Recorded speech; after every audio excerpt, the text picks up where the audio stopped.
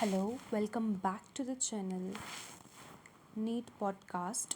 So, today we are going to continue the series of human physiology and जो आज हम chapter cover करने वाले हैं that is excretory products and there elimination.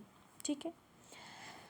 Animals accumulate ammonia, urea, uric acid, carbon dioxide, water, and ions like sodium, potassium, chlorine, phosphate, etc., either by metabolic activities or by other means like excess ingestion. ठीक है. हमारी body में क्या accumulate होता है? Ammonia accumulate होता है, urea accumulate होता है, uric acid, carbon dioxide, water और आयन जैसे कि सोडियम, पोटेशियम, क्लोरीन, फॉस्फेट और सल्फेट या तो मेटाबॉलिक एक्टिविटीज़ की वजह से या हम एक्सेसिवली चीज़ों को फूड को इंजेस्ट करते हैं. These substances have to be removed totally or partially. In this chapter, you will learn the mechanism of elimination of these substances with special emphasis on common nitrogenous waste. ठीक है. हम इस chapter में इन substance का elimination सीखेंगे, लेकिन जो हम कॉमन नाइट्रोजनस वेस्ट है जैसे यूरिया, यूरिक एसिड, अमोनिया, इन पे हम ज़्यादा जोर देंगे. Ammonia, urea and uric acid are the common forms of nitrogenous waste excreted by the animals. Ammonia is the most toxic form and requires large amount of water for its elimination, whereas uric acid, being the least toxic, can be removed with a minimum loss of water. तो major forms of nitrogenous waste ammonia, urea and uric acid है. और जो ammonia है ये सबसे ज़्यादा toxic होता है, इसको सबसे ज़्यादा पानी चाहिए एलिमिनेशन के लिए. यूरिक एसिड लीस्ट टॉक्सिक है और उसको सबसे कम पानी चाहिए एलिमिनेशन के लिए. The process of excreting ammonia is known as ammonotelism. Many bony fishes, सुनना अच्छे से सुनना, many bony fishes, aquatic amphibians and aquatic arthropoda जो होते हैं वो अमोनोटेलिक होते हैं नेचर में. कौन कौन होते हैं? Bony fishes, aquatic amphibians, aquatic insects या आर्थ्रोपोडा कहो, ये अमोनोटेलिक होते हैं. Ammonia as its readily soluble is generally excreted by diffusion across the body surface और through the gill surface in fishes as ammonium ions. तो since ये water soluble होता है तो जनरली एक्सक्रीट होता है by diffusion across body surface या gill surface. और किस फॉर्म में? अमोनियम आयंस की फॉर्म में. Kidneys do not play any significant role in the removal. terrestrial adaptation necessitate the production of lesser toxic nitrogenous waste like urea and uric acid for conservation of water. Mammals, marine terrestrial amphibians and marine fishes excrete urea and are called ureotelic. अब ureotelic animals के सबसे पहले तो mammals जिसमें हम आते हैं, फिर मिनी टेरेस्ट्रियल एम्फीबियंस, क्या टेरेस्ट्रियल एम्फीबियंस और मेरीन फिशेस. ठीक है. ये क्या होते हैं? ये यूरियोटेलिक होते हैं. Ammonia produced by metabolism is converted into urea in the liver of these animals and released into the blood which is filtered and excreted out by the kidney. जो कि मेटाबॉलिज्म से अमोनिया बनता है, हर किसी की body में बनता है, उसको किस में कन्वर्ट करते हैं? यूरिया में. कहाँ पर कन्वर्ट करते हैं? लिवर में. और फिर बाद में ब्लड में रिलीज़ किया जाता है जिसको फिल्टर किया जाता है और एक्सक्रीट किया जाता है out by the kidney. Some amount of urea may be retained in the kidney matrix of some of these animals to maintain desired osmolarity. यह हम आगे जाके समझेंगे, बट फिर भी मैं थोड़ा सा बताती हूँ कि कुछ अमाउंट ऑफ यूरिया जो होता है वो किडनी मैट्रिक्स में हम रखते हैं, थोड़ा सा अमाउंट. क्यों? ताकि जो ऑस्मोलैरिटी है उसको हम मेंटेन कर सके. ये सारा मैं उधर ही समझा देती हूँ. ठीक है. Reptiles, birds, land snail and insects excrete nitrogenous waste as uric acid in the form of pellet or paste with a minimum loss of water and called uricotelic. अब यूरिकोटेलिक एनिमल्स कौन से होते हैं? रेप्टाइल्स होते हैं, birds होते हैं, land snails होते हैं और इंसेक्ट्स होते हैं. ठीक है. A survey of animal kingdom presents a variety of excretory structures in most of the invertebrates. अगर हम सर्वे करेंगे तो हमें बहुत सारे तरह के excretory structures मिलेंगे most of the invertebrates में. These structures are simple tubular forms whereas vertebrates have a complex tubular organs called kidneys. Invertebrates में बहुत ज़्यादा वेरिएशन है एक्सक्रीटरी स्ट्रक्चर्स की। ये जो स्ट्रक्चर्स होते हैं ये सिंपल ट्यूब्यूलर फॉर्म्स होते हैं, लेकिन जो वर्टेब्रेट होता है उसमें कम्प्लेक्स ट्यूब्यूलर ऑर्गन होता है जिसको आप क्या बोलते हो, किडनी बोलते हो। Some of the structures are mentioned here, जैसे कि प्रोटोनेफ्रीडिया या तुम फ्लेम सेल्स इसको कहो, ये एक्सक्रीटरी स्ट्रक्चर है। Platyhelminthes, flatworm example planaria. Rotifers में कुछ एनालिडा में, और सेफेलोकॉर्डेटा जिसका एग्जाम्पल एम्फायोक्सस। ठीक है। जो प्रोटोनेफ्रीडिया, फ्लेम सेल्स का दूसरा नाम क्या है, प्रोटोनेफ्रीडिया। प्रोटोनेफ्रीडिया और flame cells are excretory structure in platyhelminthes flatworm example planaria. Rotifers कुछ एनालिडा और cephalochordata. Protonephridia are primarily concerned with ionic and fluid volume regulation, osmoregulation. Nephridia are the tubular excretory structure of earthworm and other annelida. तो nephridia क्या है, ये tubular excretory structures होते हैं earthworm में और बाकी एनालिड्स में। ठीक है। नेफ्रीडिया क्या करते हैं, एक तो नाइट्रोजनस वेस्ट को भी रिमूव करते हैं और ऑस्मोटिक रेगुलेशन, ऑस्मो रेगुलेशन में भी हेल्प करते हैं। Malpighian tubules are the excretory structures of most of the insects including cockroach. तो मालफिजियन ट्यूब्यूल जो है मोस्ट, अगर हम सारे इंसेक्ट लें उसमें से 80-90% में मालफिजियन ट्यूब्यूल्स होता है, और ये किस में होता है, इंसेक्ट्स में including cockroach. Malpighian tubule similarly, देखो जो आपको ऑर्गन मिलेगा ना एक्सक्रीशन के लिए, याद रखना वो ऑस्मो रेगुलेशन के लिए भी होता है, जहाँ तक मैंने अभी तक हमने एनसीईआरटी पढ़ी है। ठीक है। Malpighian tubules help in the removal of nitrogenous waste and osmoregulation. Antennal glands या ग्रीन ग्लैंड जो होते हैं वो एक्सक्रीटरी फंक्शन परफॉर्म करते हैं, किस में, क्रस्टेशियंस में, जैसे कि प्रॉन या क्रैब। ठीक है। ठीक है। तो एंटीनल ग्लैंड्स एक्ट करते हैं एक्सक्रीटरी ऑर्गन इन क्रस्टेशियन और क्रस्टेशियंस जैसे कि प्रॉन और crab. Clear clear clear clear.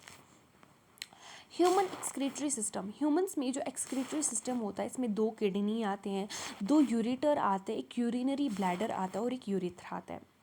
Kidney अगर हम कलर देखेंगे बिल्कुल जो राजमा के बीन्स होते हैं ना, सेम इमेजिन करो। ठीक है। So kidneys are reddish brown bean shaped structures. ठीक है। Reddish brown, okay, situated between the levels of last thoracic and third lumbar vertebrae, close to the dorsal inner wall of the abdominal cavity. ये जो kidney होती है ये किसके बीच में होती है, ये T12 और L3 के बीच में होती है, और ये dorsal inner wall of abdominal, जो डॉर्सल वॉल है ऑफ एब्डोमिनल कैविटी उसके नज़दीक होती है। ठीक है। कहाँ कहाँ से कहाँ तक होती है, T12 से लेकर L3, याद रखना T12 टू L3, और dorsal inner wall of abdominal cavity, it's written abdominal not thoracic, याद रखना एब्डोमिनल कैविटी के नज़दीक होती है। Each kidney of adult human measures 10 to 12 in length, 5 to 7 in width and 2 to 3 in thickness. ठीक है। और इसका एवरेज वेट कितना होता है, 120 से लेकर 170 ग्राम्स। तो इसका अगर हम साइज़ देखेंगे 10 से 12 लेंथ है, 5 से 7 विड्थ है, और 2 से 3 थिकनेस है, और वेट है 120 to 170। Towards the centre of inner concave surface of the kidney is a notch, जिसको हम हाइलम बोलते हैं। एक नॉच होता है, हाइलम होता है, तो उधर क्या होता है, इसके थ्रू यूरेटर, ब्लड वेसल्स और नर्व्स एंटर करते हैं। ठीक है। यूरेटर हो, ब्लड वेसल हो या नर्व्स हो, इसके थ्रू एंटर करते हैं। Inner to hilum is a broad funnel shaped space called renal pelvis, और जिसमें प्रोजेक्शंस होता है जिसको हम कैलसेस बोलते हैं। ठीक है। तो एक स्पेस होती है, फनल शेप्ड स्पेस होती है, जब हम हाइलम के थोड़ा सा अंदर आते हैं एक ब्रॉड स्पेस होती है जिसको आप रीनल पेल्विस बोलते हो, और इसमें प्रोजेक्शंस होती है जिसको आप कैलसेस बोलते हो। जो आउटर लेयर ऑफ किडनी होती है एक टफ कैप्सूल होती है। ठीक है। ठीक है। Inside the kidney there are 2 zones, एक आउटर कॉर्टेक्स और इनर मेड्यूला। ठीक है। हमारे पास आउटर लेयर टफ कैप्सूल और किडनी के 2 डिविजन्स हैं, कॉर्टेक्स एंड मेड्यूला। मेड्यूला जो होता है ये कॉनिकल मासेस में डिवाइड होता है जिसको मेड्यूलरी पायरामिड्स बोलते हैं, और ये कैलेक्सेस में प्रोजेक्ट करते हैं ये मेड्यूलरी पायरामिड्स। ठीक है। The cortex extend in between the medullary pyramids as renal columns called columns of Butini। अब जो ये medullary pyramids होते हैं इनके बीच में थोड़ा सा पोर्शन होता है कॉर्टेक्स का, और ये एक्सटेंड करते हैं, और इन्हीं पोर्शन को हम रीनल कॉलम्स बोलते हैं, या हम कहेंगे columns of Bertini. Each kidney has nearly 1 million complex tubular structures called nephron.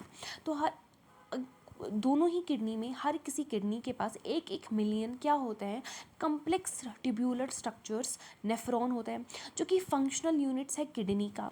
Each nephron में 2 पार्ट्स होते हैं, ग्लोमेरुलस एंड रीनल ट्यूब्यूल। याद रहा, याद रहा। क्या बोला मैंने कि नेफ्रॉन जो होता है कम्प्लेक्स ट्यूब्यूलर स्ट्रक्चर होता है, जो कि फंक्शनल यूनिट है। इसके 2 पार्ट्स है, glomerulus and renal tubule. Glomerulus को अगर हम डिफाइन करेंगे, टफ्ट ऑफ कैपिलरीज होता है। एफरेंट मतलब जो आ रहा है, जो आर्ट्रियोल आता है वो एक टफ्ट ऑफ कैपिलरीज बनाता है, ठीक है। और फिर जाके ये बनाता है efferent arteriole. So a tuft of capillaries is formed by afferent arteriole. A fine, और ये एफरेंट आर्ट्रियोल क्या, एक रीनल आर्टरी की ब्रांच है, ठीक है। किसकी ब्रांच है, रीनल आर्टरी की। Blood from glomerulus is carried away by an efferent arteriole. The renal tubule begins with a double wall cup like structure called Bowman's capsule. याद रखना कि ग्लोमेरुलस अलग चीज़ है, बोमन्स कैप्सूल रीनल टिब्यूल के साथ आता है। ग्लोमेरुलस सिर्फ टफ्ट ऑफ कैपिलरीज होता है, और बोमन्स कैप्सूल किसके साथ आता है, रीनल टिब्यूल के साथ, ठीक है। अब जो ये कप लाइक स्ट्रक्चर है, ठीक है, इसको आप बोमन्स कैप्सूल बोलते हो, और ये डबल वॉल्ड होती है। याद रखना ये डबल वॉल्ड होती है, यही ग्लोमेरुलस को एनक्लोज करती है। Glomerulus along with Bowman's capsule, इसको आप मॉल्फिजन बॉडी बोलते हो या रीनल कार्पोसल बोलते हो, ठीक है। रीनल टिब्यूल और रीनल कार्पोसल में डिफ्रेंशिएट करना समझना चाहिए, इस आना चाहिए आपको डिफ्रेंशिएट करना। रीनल टिब्यूल आप बोलते हो एक पार्ट ऑफ नेफ्रॉन को, एक है ग्लोमेरुलस, दूसरा है रीनल टिब्यूल, जिसमें हमारा बोमन्स कैप्सूल आ जाता है और पीसीटी डीसीटी आता है। लेकिन जब आप रीनल कार्पोसल की बात करते हो, इसमें आपका ग्लोमेरुलस आता है और बोमन्स कैप्सूल आता है, ठीक है। और हमने ये देखा कि जो ये बोमन्स कैप्सूल होता है ये डबल वॉल्ड होता है, और इसको हम रीनल कार्पोसल या मालफिजन बॉडी बोलते हैं। किसको, ग्लोमेरुलस प्लस बोमन्स कैप्सूल, ठीक है। The tubule continues further to form a highly coiled network. और जब ये रीनल टिब्यूल अगर ये बिगिन होता है बोमन्स कैप्सूल से, फिर ये रीनल टिब्यूल कंटिन्यू होता है और ये बनाता है हाईली कॉइल्ड नेटवर्क, जिसका नाम है पीसीटी। पीसीटी मतलब proximal convoluted tubule. A hairpin shaped Henle's loop is the next part. अब इसके बाद जो पार्ट आता है वो हेयर पिन शेप होता है। पता है आपको हेयर पिन कैसा होता है, और हेयर पिन शेप होता है, जिसको हम हेनलीज लूप बोलते हैं। और इसमें ना 2 पार्ट्स होते हैं, एक होता है डिसेंडिंग और होता है असेंडिंग। पहले पीसीटी के बाद डिसेंडिंग लिम्प आता है और उसके बाद असेंडिंग लिम्प आता है, ठीक है। The ascending limb continues as another highly coiled tubular region called distal convoluted tubule आता है। असेंडिंग लिम्प के बाद डायरेक्टली क्या आता है, एक हाईली क्वाइल्ड टिब्यूलर रीजन। ये भी पीसीटी की तरह हाईली क्वाइल्ड होता है, जिसका नाम है DCT, distal convoluted tubule. The DCTs of many nephrons open into the straight tube called collecting tube. अब collecting duct, ठीक है। अब बहुत सारे नेफ्रॉन्स की जो डीसीटी है वो किस में ओपन होंगे, कलेक्टिंग डक्ट में।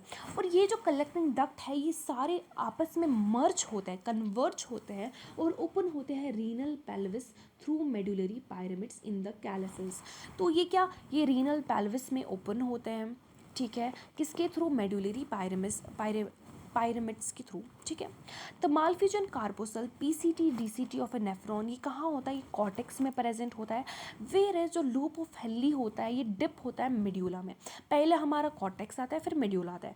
जो कॉर्टेक्स होता है वो कहाँ तक, डीसीटी तक नेफ्रॉन का पार्ट कॉर्टेक्स में होता है, और लूप ऑफ हेनली डिप हो जाता है किस में, मेड्यूला में। मेजॉरिटी ऑफ नेफ्रॉन्स में क्या होता है कि लूप ऑफ हेनली बहुत शॉर्ट होता है, तो ये मेड्यूला में बहुत कम डिप हो जाता है, मतलब अच्छे से नहीं होता, वेरी लिटिल एक्सटेंड होता है इनटू द मेडुला। और ये किन की बात कर रही हूँ मैं, मेजॉरिटी ऑफ नेफ्रॉन्स की बात कर रही हूँ। और ऐसे नेफ्रॉन्स को आप कॉर्टिकल नेफ्रॉन्स बोलते हैं, मतलब कॉर्टिकल नेफ्रॉन जो है मेजॉरिटी ऑफ नेफ्रॉन्स कंस्टिट्यूट करता है। In some of the nephrons the loop of Henle जो होता है बहुत लॉन्ग होता है और रन करता है डीप इन द मेडुला। ऐसे नेफ्रॉन्स को आप बोलते हो जक्स्टा मेडुलरी नेफ्रॉन्स, ठीक है। द इफेरेंट आर्ट्रियोल जो कि ग्लोमेरुलस पहले आता है, एफेरेंट आर्ट्रियोल, फिर ग्लोमेरुलस आता है और उससे फिर जो निकलता है उसको बोलते हैं इफेरेंट आर्ट्रियोल। एक फाइन कैपिलरी नेटवर्क बनाता है अराउंड द रीनल टिब्यूल। इसी रीनल टिब्यूल के अराउंड ये कैपिलरी का नेटवर्क बनाता है, जिसको आप बोलते हो पेरीट्यूब्यूलर कैपिलरीज। क्या बोलते हो, पेरीट्यूब्यूलर कैपिलरीज। एक माइन्यूट वेसल जो होती है इस नेटवर्क की वो पैरेलल होती है हेनलीज लूप की, forming a U shaped Vasa recta. अब यही जो पेरीट्यूब्यूलर कैपिलरीज है उसमें से एक जो नेटवर्क वेसल होती है वो पैरेलल होती है हेनलीज लूप के और वासा रेक्टा बनाती है। वासा रेक्टा या तो एब्सेंट होगा या हाईली रिड्यूस्ड होगा, किस में, कॉर्टिकल नेफ्रॉन्स में, फिर से बताऊं, वासा रेक्टा एब्सेंट होगा या हाईली रिड्यूस होगा कॉर्टिकल नेफ्रॉन्स में, ठीक है। तो अब है यूरिन फॉर्मेशन, ठीक है। यूरिन फॉर्मेशन में तीन मेन प्रोसेसेस आते हैं। एक तो ग्लोमीरुलर फिल्ट्रेशन, मतलब जो ये ग्लोमीरुलस है उसमें उससे जो है ब्लड फिल्ट्रेट होके आता है। उसके बाद आता है reabsorption and secretion that take place in different parts of nephron. तो यूरिन फॉर्मेशन तीन main processes, namely glomerular filtration, reabsorption और सेक्रीशन, ठीक है। The first step in urine formation is the filtration of blood. सबसे पहले blood को filter करना होता है, जो कि कहाँ होता है, ग्लोमेरुलस में, और इसको आप ग्लोमेरुलर फिल्ट्रेशन कहते हैं।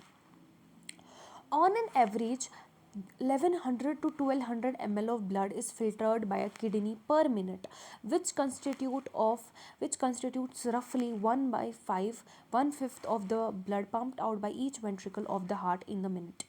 एक मिनट में वेंट्रिकल कितना ब्लड पंप करती है? मैं आपसे क्वेश्चन पूछती हूँ, एक मिनट में वेंट्रिकल जो होता है वो कितना ब्लड पंप करती है? Ma'am 5 litre. तो 5 लीटर को 1/5 करो तो 1 लीटर। सो 1100 से लेकर 1200 ml, मतलब कि 1 लीटर अप्रॉक्स लेंगे। ये फिल्टर होता है बाय किडनीज पर मिनट। तो जो हमारी ब्लड जो है, ईच वेंट्रिकल जो ब्लड पंप करती है उसका 1/5 जो ब्लड है वो फिल्टर किया जाता है बाय किडनीज पर मिनट, ठीक है। The glomerular capillary blood pressure causes filtration of blood through 3 layers. जो ग्लोमेरुलर कैपिलरी का ब्लड प्रेशर है उसकी वजह से फिल्ट्रेशन होता है ब्लड का 3 लेयर्स के थ्रू। कौन से 3 layers? Endothelium of glomerular blood vessels, जो ग्लोमेरुलर ब्लड वेसल्स है उनका एंडोथीलियम, बोमन्स कैप्सूल का एपिथीलियम, और बेसमेंट मेम्ब्रेन जो कि इन दोनों लेयर्स के बीच में प्रेजेंट होती है, ठीक है।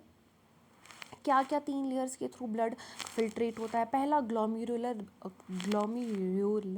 ब्लड वेसल्स का एंडोथीलियम, बोमन्स कैप्सूल का एपिथीलियम, और इन दोनों के बीच में बेसमेंट मेम्ब्रेन। जो एपिथीलियम सेल्स होता है बोमन्स कैप्सूल का, उसको पोडोसाइट्स बोलते हैं, जो कि इंट्रिकेट मैनर में अरेंज होता है so as to leave some minute spaces called filtration slits और slit pores.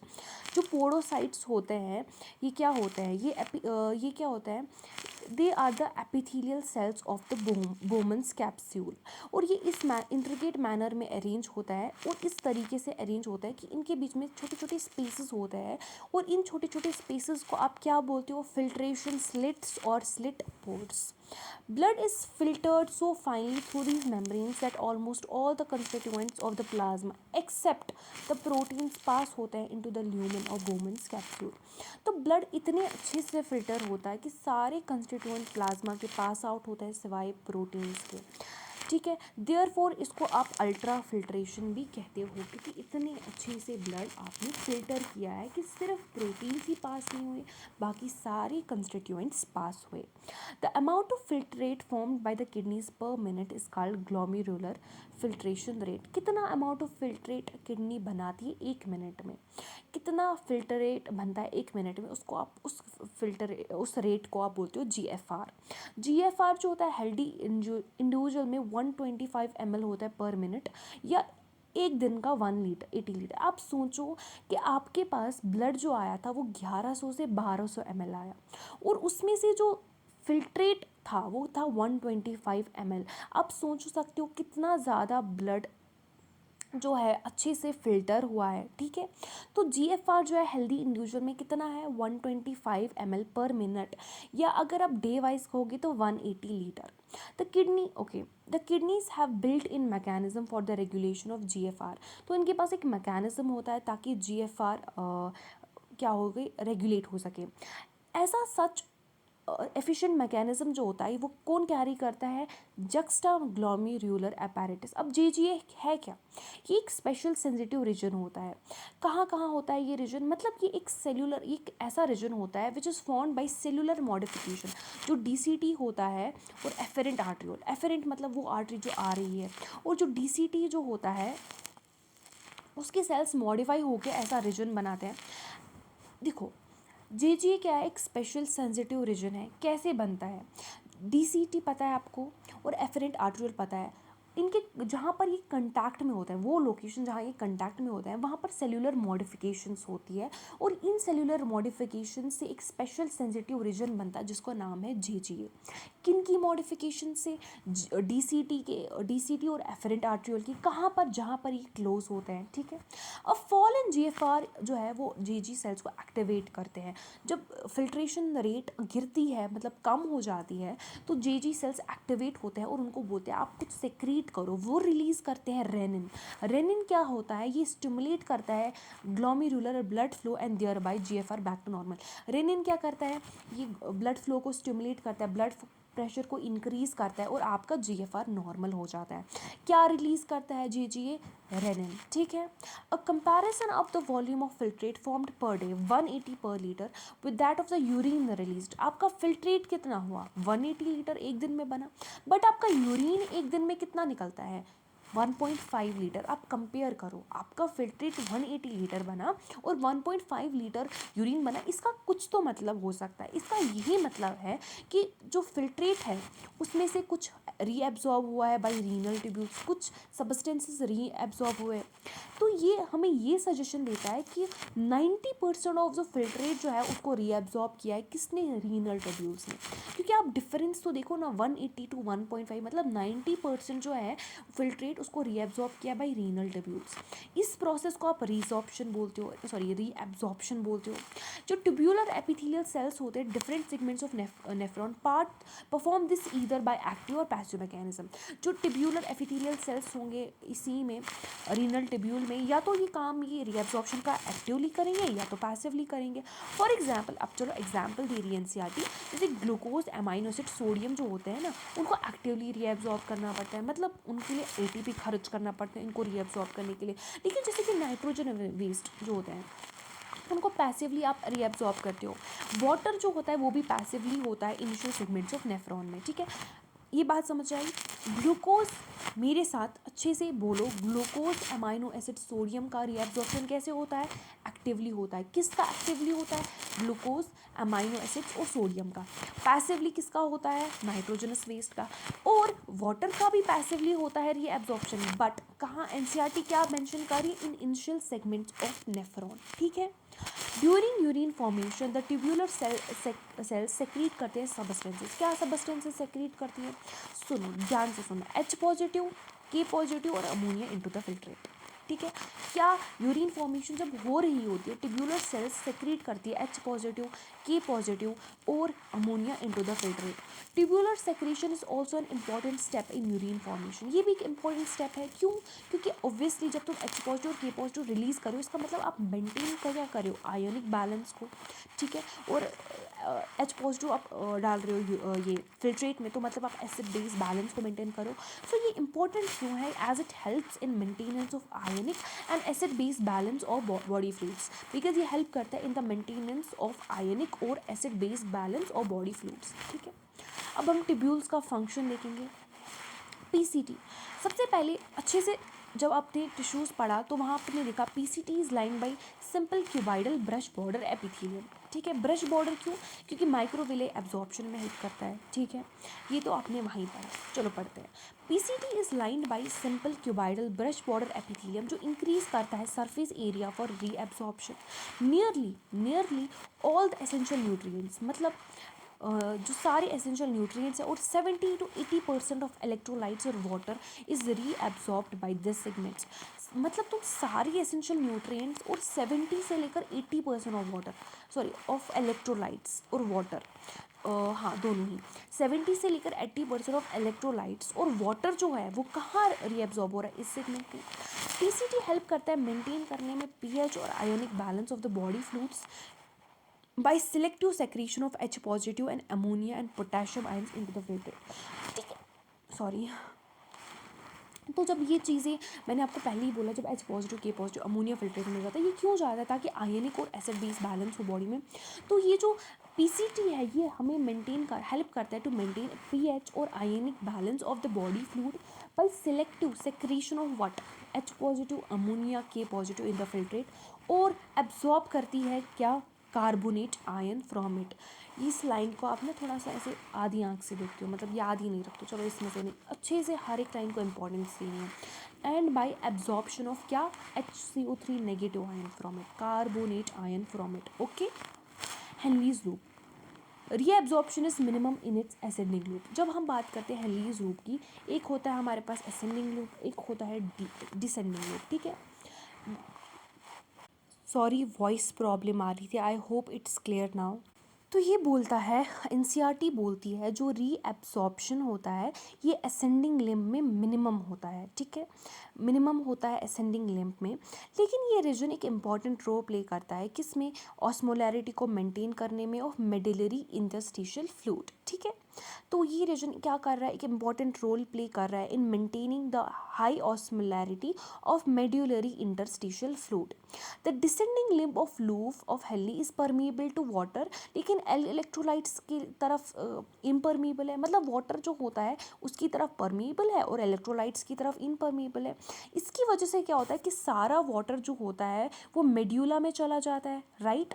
So this concentrates the filter as it moves down, जैसे जैसे फिल्टर नीचे जाता है तो पानी चला गया तो वहाँ बचा इलेक्ट्रोलाइट्स, तो ये जो फिल्ट्रेट होता है वो कंसनट्रेट हो जाता है। जो असेंडिंग लिप होता है ये वाटर की तरफ इम्परमिएबल होता है बट इलेक्ट्रोलाइट्स का ट्रांसपोर्ट अलो करता है एक्टिवली या पैसिवली, चाहे एक्टिवली की बात करो या पैसिवली, लेकिन ट्रांसपोर्ट ऑफ इलेक्ट्रोलाइट्स अलो करता है।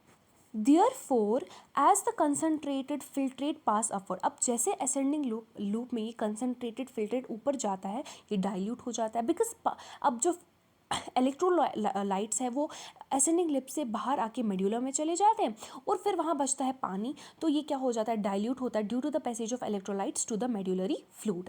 Done done done. तो इस तरीके से ये हेल्प करता है in maintaining the high osmolarity of medullary interstitial fluid. उसके बाद है DCT, conditional reabsorption of sodium and water take place in this segment. Conditional मतलब कोई हार्मोन निकलेगा वो उसको धक्का देगा, चल भाई कर काम, मतलब ऐसे कंडीशन पे, ठीक है। सो कंडीशनल रीएब्जॉर्प्शन जो होता है सोडियम और वाटर इस सेगमेंट में होता है। DCT is capable of reabsorption of carbonate, जैसे PCT जो है वहाँ पर भी रीएब्जॉर्प्शन ऑफ कार्बोनेट होता था, DCT में भी रीएब्जॉर्प्शन ऑफ कार्बोनेट होता है, और H पॉजिटिव और पोटेशियम आयन जो होते हैं वो यहाँ सेक्रीट होता है selectively and ammonia to maintain the pH and sodium potassium balance in the body. So DCT में कहीं ना कहीं PCT का जुड़वा बाई मानो, क्योंकि इसमें भी H पॉजिटिव K पॉजिटिव और अमोनिया होता है। क्यों होता है रिलीज, ताकि pH और सोडियम पोटेशियम बैलेंस जो है मेंटेन हो। और यहाँ क्या होता है, बस यहाँ अलग चीज़ ये है कि यहाँ कंडीशनली सोडियम और वाटर का रीएब्जॉर्प्शन हो जाता है, ठीक है, और कार्बोनेट आयन का भी रीएब्जॉर्प्शन हो जाता है। कलेक्टिंग डक्ट ये एक लॉन्ग डक्ट होता है जो कॉर्टेक्स ऑफ किडनी से इनर पार्ट्स ऑफ मेड्यूला में एक्सटेंड करता है। कहाँ से एक्सटेंड करता है, कॉर्टेक्स टू लेकर इनर पार्ट्स ऑफ मेड्यूला में। लार्ज अमाउंट ऑफ वाटर जो है वो इस रीजन में रीएब्जॉर्ब हो सकता है to produce a concentrated urine, ठीक है। तो कलेक्टिंग डक्ट में क्या होता है कि लार्ज अमाउंट ऑफ वाटर जो है वो आप रीएब्जॉर्ब कर सकते हो ताकि आप एक कंसनट्रेटेड यूरिन बना सको। दिस सेगमेंट जो होता है इसकी वजह से क्या होता है, ये अलो करता है ये passage of small amount of urea, थोड़ा सा यूरिया ये देता है मेड्यूलरी इंटरस्टिशियम को ताकि ऑस्मोलैरिटी मेंटेन हो सके, ठीक है। ये सेगमेंट कौन सा segment, collecting duct in particular allow करता है passage of small amount of urea into the medullary interstitium to keep up the osmolarity. It also plays a role in maintenance of pH and ionic balance of the body. ये एक role play करता है pH को maintain करने के लिए और ionic balance को मेंटेन करने के लिए, ठीक है। By the selective secretion of H positive और K पॉजिटिव, ये भी सेलेक्टिवली सेक्रेट करता है क्या, H पॉजिटिव K पॉजिटिव। हमने तीन चीज़ें बोली जो सिलेक्टिवली H पॉजिटिव और K पॉजिटिव सेक्रेट करती है, PCT, DCT और CT, ठीक है। अब है mechanism of concentration of filtrate. Mammals have the ability to produce a concentrated urine, इनके पास एक एबिलिटी होती है। जो हेनलीज लूप होता है और वैसा रेक्टा होता है एक इंपॉर्टेंट रोल प्ले करता है इसमें, ठीक है। The flow of filtrate in the two limbs of Henle's loop is in opposite direction और ये काउंटर करंट बनाता है। The flow of blood through the two limbs of vasa recta, ये भी अपोजिट डायरेक्शंस में होता है और ये भी काउंटर करंट बनाता है। The proximity between the Henle's loop and vasa recta as well as counter current in them help in maintaining and increasing osmolarity towards the inner medullary interstitium, that is from 300 to the 300 milliosmol per liter in the cortex to about 1200 in the inner medulla. देखो जो हेनलीज loop है और vasa recta ये आपस में बहुत close होते हैं और इनके बीच में एक मतलब आपस में काउंटर करंट होता है। तो ये जो चीज़ है ये दोनों फैक्टर्स की, एक तो ये आपस में बहुत नज़दीक है और काउंटर करंट मैकेनिज्म दोनों में है। ये हेल्प करता है इन मेंटेनिंग और increasing the osmolarity. Osmolarity increase होती है कहाँ से, जब जैसे जैसे आप इनर मेडुला इंटरस्टिशियम पे जाते हो तो वैसे वैसे ऑस्मोलैरिटी इंक्रीज होती है। मतलब कि कॉर्टेक्स में ऑस्मोलैरिटी 300 है और फिर धीरे धीरे जैसे जैसे आप इनर मेडुलरी इंटरस्टिशियम में गए तो जो ये ऑस्मोलैरिटी है ये 300 से लेकर 1200 तक इंक्रीज हुई। ठीक है, the gradient is mainly caused bye salt and urea. और ये जो ग्रेडियंट है, ये जो ऑस्मोलैरिटी इंक्रीज होती है क्यों होती है, it's mainly caused by salt and urea. याद रहा मेनली किसकी वजह से होती है, सॉल्ट और urea. Salt is transported by the ascending limb of Henle's loop which is exchanged with the descending limb of vasa recta.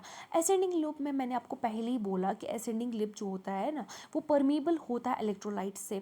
तो electrolyte से permeable होगा तो ascending limb से salt आगे बाहर आएगा और medullary interstitium में जाएगा। अब ये जो होगा salt ये exchange हो जाएगा किसके साथ, descending limb of वासा रेक्टा के साथ। ठीक है, ये सॉल्ट मेडुलरी इंटरस्टिशियम में जाएगा और फिर जाएगा किस में, वासा रेक्टा में। Salt is return to the interstitium by ascending portion of vasa recta. अब देखो वासा रेक्टा के डिसेंडिंग लिम्ब ने क्या किया, इसने सॉल्ट को लिया थोड़ा सा और ये इंटरस्टिशियम में वापस डाला कैसे, बाई जब वासा रेक्टा असेंडिंग पोर्शन जो वासा रेक्टा है उसने ये सॉल्ट को वापस से इंटरस्टिशियम में वापस डाला। Similarly small amount of urea enter the thin segment of ascending limb of Henle's loop which is transported back to the interstitium by the collecting tubule. तो ये बोलता है कलेक्टिंग ट्यूब्यूल, हमने पता है सीटी जो है ये थिन अमाउंट ऑफ यूरिया जो होता है ये इंटरस्टिशियम में देता है। तो ये जो इंटरस्टिशियम में थिन अमाउंट ऑफ यूरिया होता है ये कहाँ एंटर करता है, ascending limb of Henle's loop में। The above describe transport of substances is facilitated by special arrangement of Henle's loop और वासा रेक्टा, और इसको आप काउंटर करंट मैकेनिज्म बोलते हो। ये मैकेनिज्म हेल्प करता है to maintain the concentration gradient in the medullary interstitium. Presence of such interstitial gradient help करता है easy passage of water from the collecting duct, thereby concentrating the filtrate. Human kidneys can produce urine nearly 4 times concentrated than initial filtrate formed. तो human kidney जो है इसके पास एक ability होती है कि 4 times concentrated urine produce कर सकता है as compared to initial filtrate formed. ठीक है, सो अभी जो टॉपिक हम पढ़ने वाले हैं that is regulation of kidney function. The functioning of kidneys is effectively monitored and regulated by hormonal feedback mechanism involving the hypothalamus, JGA and to a certain extent heart. जो हमारी किडनी का function जो है उसमें regulation में क्या क्या play करते हैं रोल, सबसे पहले हाइपोथैलेमस, दूसरा JGA और कुछ एक्सटेंट तक हार्ट। हमारी बॉडी में ऑस्मो रिसेप्टर्स होते हैं जो कब एक्टिवेट होते हैं, जब ब्लड वॉल्यूम चेंज होता है, ठीक है, या आयनिक कंसंट्रेशन चेंज होता है तो वो एक्टिवेट हो जाते हैं। ठीक है, an excessive loss of body fluid from the body can activate these receptors which stimulate hypothalamus to release ADH और वैसोप्रेसिन फ्रॉम द न्यूरोहाइपोफिसिस। जब बहुत ज़्यादा फ्लूइड हमारी बॉडी से लॉस्ट होगा तो उस मोमेंट में जो हमारे रिसेप्टर्स होंगे वो क्या करेंगे, वो हाइपोथैलेमस को स्टिमुलेट करेंगे कि आप ADH रिलीज़ करो from the posterior pituitary gland. अब ADH क्या करता है, ADH जो होता है ट्यूब्यूल का लेटर पार्ट से क्या करता है, वाटर का रीएब्जॉर्प्शन फैसिलिटेट करवाता है और इससे वाटर लॉस प्रिवेंट होता है।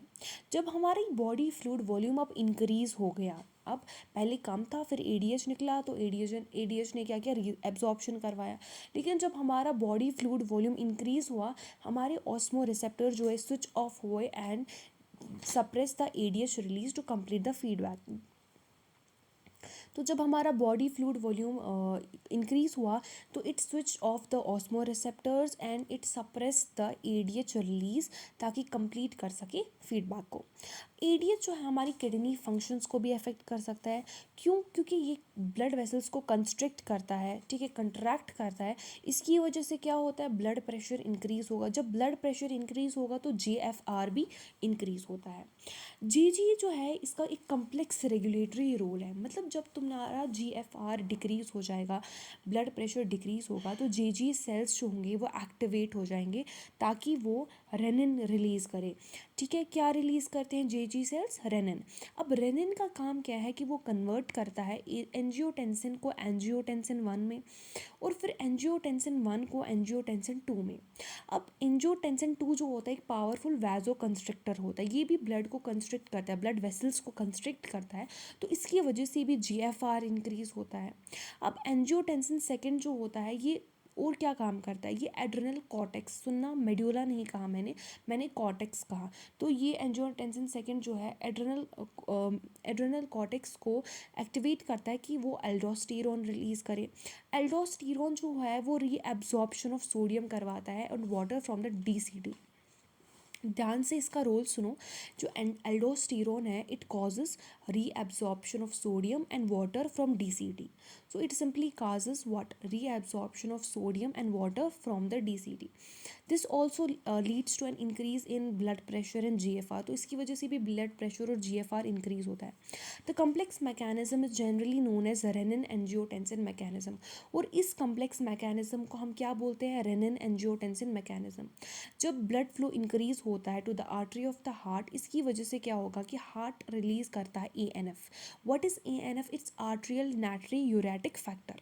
इसकी वजह से क्या होता है कि ये ब्लड वेसल्स को डायलेट करता है, ब्लड प्रेशर को डिक्रीज़ करता है और जीएफआर को डिक्रीज़ करता है। तो शॉर्ट में जो ये रेनिन एंजियोटेंसिन मैकेनिज्म है इसका काम क्या है? जीएफआर को इंक्रीज़ करना।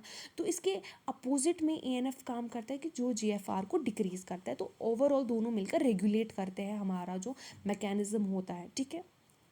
उसके बाद है micturition. Urine formed by the nephrons is ultimately carry to the urinary bladder, जहाँ पर ये स्टोर होता है जब तक एक सिग्नल आएगा सीएनएस से टू रिलीज द यूरिन, ठीक है। The signal is initiated by the stretching of urinary bladder as it gets filled with urine. In response, the stretch receptors on the walls of the bladder send signals to the CNS. जब urinary bladder की wall stretch हो जाता है क्योंकि वो fill हो जाता है यूरिन से, तो स्ट्रेच रिसेप्टर्स होते हैं प्रेजेंट ब्लैडर में, तो वो क्या करते हैं? वो सिग्नल्स भेजते हैं सीएनएस को, ठीक है। जो सीएनएस है वो पास करता है motor messages to initiate the contraction of smooth muscles of the bladder and simultaneous relaxation of urethral sphincter causing the release of urine. अब सीएनएस क्या करेगा? ये सिग्नल्स भेजेगा कि जो स्मूथ मसल्स है यूरिनरी ब्लैडर के वो कंट्रैक्ट करे और जो यूरिथ्रल स्पिंस्टर है वो रिलैक्स करे, और इससे क्या होगा कि जो यूरिन होगा वो रिलीज हो। The process of release of urine is called micturition. और जो ये प्रोसेस होता है ऑफ रिलीज ऑफ यूरिन इसको हम मिक्चुरेशन बोलते हैं। And the neural mechanism causing it is called the micturition reflex. तो क्या होता है जब यूरिन पूरा यूरिनरी ब्लैडर में फिल हो जाता है, जो यूरिनरी ब्लैडर के मसल्स हैं ये क्या करते हैं, ये जो इसमें स्ट्रेच रिसेप्टर्स होते हैं प्रेजेंट, ये सिग्नल्स भेजते हैं सीएनएस को। सीएनएस वापस से सिग्नल्स भेजता है कि कंट्रैक्ट करो, और ये सिग्नल भेजता है यूरिथ्रल स्पिंस्टर को कि आप रिलैक्स करो, और इससे क्या होता है? यूरिन पास हो जाता है। एक एडल्ट ह्यूमन जो होता है on an average 1 to 1.5 litre of urine per day release करता है। The urine formed is a light yellow coloured watery fluid which is slightly acidic. तो ये क्या होता है? ये लाइट येलो कलर का होता है और ये स्लाइटली एसिडिक होता है। पीएच इसका 6 होता है and has a characteristics order. On an average 25 to 30 gram of urea is excreted out per day. तो हर दिन 25 से लेकर 30 ग्राम ऑफ यूरिया रिलीज होता है। Various conditions can affect the characteristics of urine. Analysis of urine helps in clinical diagnosis of many metabolic disorders as well as malfunctioning of kidney. तो जब भी हमें टेस्ट करवाने होते हैं हम यूरिन टेस्ट करते हैं मेजरली, ताकि हमें बहुत सारी डिजीज़ का पता चले. सो ये क्लिनिकल डायग्नोसिस के लिए इंपॉर्टेंट होता है. फॉर एग्जांपल अगर ग्लूकोज प्रेजेंट है यूरिन में तो वो कंडीशन जो होती है उसको आप ग्लाइकोसूरिया बोलते हो. ठीक है. और अगर आपके यूरिन में कीटोन बॉडीज़ है तो कीटोन्यूरिया इन यूरिन. और ये दोनों कंडीशंस अगर है, अगर ग्लाइकोसूरिया भी है और कीटोन्यूरिया भी है, तो ये क्या काज करता है, ये क्या इंडिकेट करता है कि डायबिटीज़ मेलिटस है आपके अंदर. ग्लूकोज और ketone bodies. Role of other organs in excretion. Other than kidneys, lungs, liver and skin also help in elimination of excretory waste. अगर आप किडनीज को साइड में रखो, लंग्स जो हैं, लिवर जो है और स्किन जो है, ये हेल्प करते हैं in the elimination of excretory waste. हमारे लंग्स जो होते हैं वो रिमूव करते हैं CO2. कितना रिमूव करते हैं? 200 ml ऑफ CO2 पर मिनट रिमूव करते हैं. जो हमारे लंग होते हैं they remove large amount of CO2, approximately कितना? 200 ml पर मिनट. ठीक है.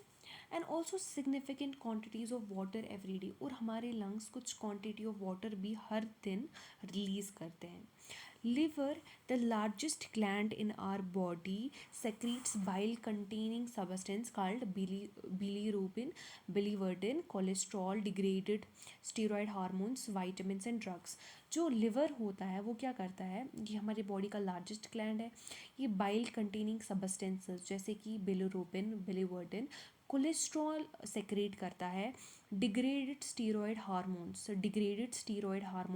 vitamins and drugs. Most of these substances ultimately pass out along with digestive waste. और ये मोस्ट इन सबस्टेंसेस में जो मोस्ट सबस्टेंसेस हैं वो पास आउट होते हैं along with the digestive waste. ठीक है. The sweat and sebaceous glands in the skin can eliminate certain substances through their secretions. जो sweat produce होता है by the sweat gland, ये watery fluid है जिसमें salt होता है, small amounts of urea होता है, lactic acid होता है. क्या क्या होता है इसमें sweat में? एक तो salt होता है, small amounts of urea होता है. ठीक है. यूरिया होता है, लैक्टिक एसिड होता है. दो the primary function of sweat is to facilitate a cooling effect of the on the body surface. अगर हम बोलेंगे बेसिक फंक्शन क्या है स्वेट ग्लैंड का, प्राइमरी फंक्शन क्या है कि कूलिंग इफेक्ट डाले बॉडी सरफेस पे. ये हेल्प करता है in the removal of some of the substance called steroids. Sorry ये हेल्प करता है in the removal of some of the waste mention अबो. ये मतलब एक तो कूलिंग तो इसका बेसिक फंक्शन है, लेकिन इसके अलावा भी ये हेल्प करते हैं in the removal of urea, lactic acid और salt. It also help and sebaceous glands eliminate करते हैं सर्टन सबस्टेंसेस जैसे कि स्टीरॉयल्स. अगर हम सेबेशियस ग्लैंड्स की बात करें, ये कुछ सबस्टेंसेस एलिमिनेट करता है जैसे कि स्टीरॉयल्स. हाइड्रोकार्बन्स और वैक्सेस थ्रू सीबम. तो स्टीरॉल्स रिलीज करता है, एक्सक्रीट करता है, एलिमिनेट करता है हाइड्रोकार्बन्स और waxes. This secretion provides a protective oily covering for the skin. ये जो सेक्रेशन है ये एक ऑयली कवरिंग प्रोवाइड करती है जो कि प्रोटेक्टिव होता है. Do you know the small amount of nitrogenous waste could be eliminated through saliva too. और कुछ अमाउंट ऑफ नाइट्रोजनस वेस्ट जो है हम सलाइवा के थ्रू भी रिलीज करवा सकते हैं. Disorders of excretory system. Malfunctioning of kidney can lead to accumulation of urea in blood. जब किडनी माल फंक्शन अच्छे से वर्क नहीं करती, इसकी वजह से क्या होगा, यूरिया का एक्यूमुलेशन होगा ब्लड में. ठीक है. Condition called uremia. जब यूरिया जो है हमारे ब्लड में एक्यूमुलेट होती है, that's highly harmful and may lead to kidney failure. जो यूरेमिया है, जब यूरिया जो होती है बहुत ज़्यादा एक्यूमुलेट हो जाती है ब्लड में, ये बहुत हार्मफुल हो सकती है एंड इसकी वजह से किडनी फेलियर हो सकता है. In such patients urea can be removed by the process called haemodialysis. और ऐसे पेशेंट्स में हम यूरिया कैसे रिमूव करते हैं, हीमोडायलिसिस से. During the process of haemodialysis blood जो होता है it's drained from A convenient artery, is pumped into a dialyzing unit called artificial kidney. Blood drained from a convenient artery is pumped into a dialyzing unit, adding after adding an anti coagulant like heparin. तो हम जब ये blood obviously हम बाहर निकालेंगे तो ये coagulate हो जाएगा, तो इसलिए हम इसको ऐड करते हैं एंटी कॉगुलेंट जिसका नाम है हेपारिन. ठीक है. एंटी कॉगुलेंट ऐड करते हैं like heparin. This unit contains, इसमें एक इस यूनिट में क्या होता है, डायलाइजिंग यूनिट या आर्टिफिशियल किडनी में क्या होता है, इसमें एक सेलोफेन ट्यूब होती है which is surrounded by a dialysing fluid. इसमें सेम कंपोजिशन होती है जैसे कि प्लाज्मा में, बट इसमें नाइट्रोजनस फेस नहीं होता. तो शॉर्ट में हमारे पास क्या होता है आर्टिफिशियल किडनी में, इसमें एक कॉइल्ड सेलोफेन ट्यूब होता है जो कि सराउंडेड है बाय अ डायलाइजिंग फ्लूइड। अब डायलाइजिंग फ्लूइड में सेम कंपोजिशन होती है as that of plasma, but इसमें नाइट्रोजनस वेस्ट नहीं होते। The porous cellophane membrane of the tube allows passage of molecules based on concentration gradient। जो cellophane membrane होता है ये porous होता है, सो ये क्या करेगा, ये allow करेगा passage on molecules based on concentration gradient, ठीक है। As nitrogenous waste are absent in the dialyzing fluid, तो ये substances जो होते हैं ये इसी जो ये substance होते हैं blood से पास होते हैं किसमें, dialyzing fluid में। These substances freely move out thereby clearing the blood। तो cleared blood जो होता है इसको पंप किया जाता है वापस खून में थ्रू वेन, और इसको एंटी हेपेरिन ऐड किया जाता है। This method is a boon for thousand of uraemic patients all over the world. Obviously ये मेथड बहुत इंपॉर्टेंट और एसेंशियल है यूरामिक पेशेंट्स के लिए, और ये उनके लिए वर्क भी करता है। Kidney transplantation is the ultimate method in the correction of acute renal failures. अगर किडनी फेलियर हो गया तो उसके लिए अल्टीमेट मेथड जो है that is kidney transplantation. A functioning kidney is used in transplantation from a donor, preferably हम एक क्लोज रिलेटिव प्रेफर करते हैं to minimise its chance of rejection by the immune system of the host. Modern clinical procedures have increase the success rate of such complicated techniques. उसके बाद है renal calculi, मतलब कि stones या insoluble mass of crystallised salts oxalates formed within the kidney. फिर है glomerulonephritis, glomerulonephritis inflammation of glomeruli of kidney. जो glomeruli है उसकी इन्फ्लेमेशन होना किडनी में, उसी को बोलते हैं ये डिजीज़, ठीक है। तो we are done with the kidney excretion.